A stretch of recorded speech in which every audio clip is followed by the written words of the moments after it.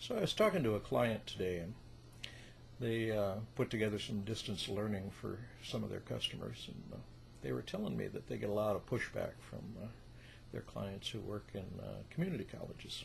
And a lot of those community college instructors, they try doing some of the distance learning with their students, and they say, well, when we start doing that distance learning, all of a sudden, all of the students think we should be available 24/7. They're all leaving comments, and they're putting things on our email, and they're sending things to us, and all the discussions, we have to respond to all of them.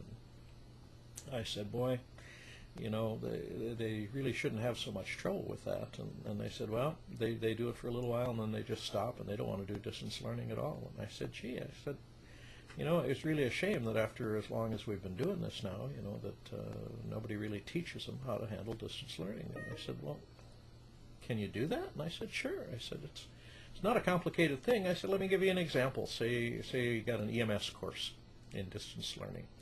And I said, one way is that you tell them, okay, now everybody, we've talked about broken legs today. And so what you want to do is everybody's got to write a couple of paragraphs here about how to deal with broken legs. And then I'm going to go in tonight and sit at my kitchen table and write everybody's response about broken legs. And I got to write about how, well, Stinky, you did this, and Bobby, you said this. And that's a whole lot of work. So instead, what you do is you say, here's the scenario. You're an ambulance driver, and you get a call, and when you get to the call, there's a guy sitting on a bus bench at the beach.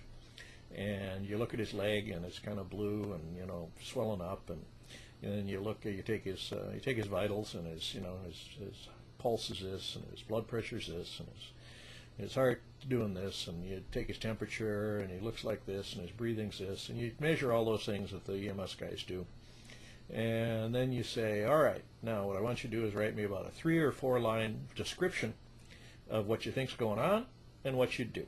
Would you transport him? Would you leave him there? What actions would you take?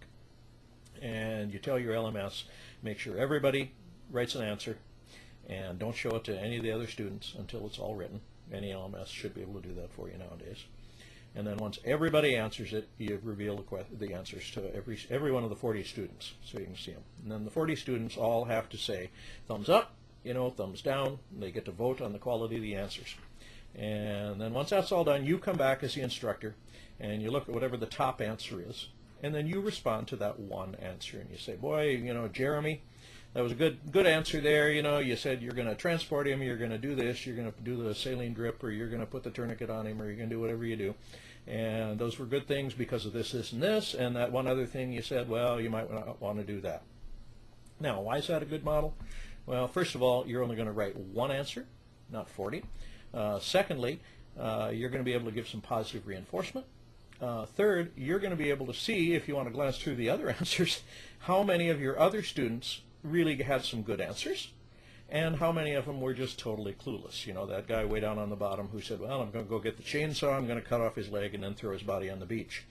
Now, if 50% of the students didn't have a clue how to deal with this, that tells me there's something wrong in how you taught them, there's something wrong in the curriculum, there's something wrong going on here, and you as an instructor now have some really good feedback about how you are going to have to go circle back around and help these students. However, if most of them had really good answers and knew what they were doing, you as an instructor did a pretty good job. So, was that so hard? Was that real difficult? You use that type of methodology, it's just like classroom management used to be back in the 60s to keep them from chewing gum. So if that's your problem with distance learning, check out a distance learning manual or a book, and we can learn how to do this together.